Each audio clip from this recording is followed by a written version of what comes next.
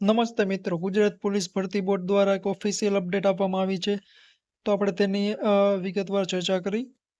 તો સૌપ્રથમ જે જાહેર ક્રમાંક છે તો GPRB/2025-26/1 અન્વયે પોલીસ સબ ઇન્સ્પેક્ટર કેડરની તારીખ 19/4/2026 રવિવારના રોજ યોજનાર પેપર 1 અને પેપર 2ની લેખિત પરીક્ષાના કોલ લેટર તારીખ 13/4/2026ના રોજ કલાક 2 વાગ્યે ojas.gujarat.government.in ઉપરથી ડાઉનલોડ કરી શકાશે. તો ઉમેદવારે નોંધ લેવી.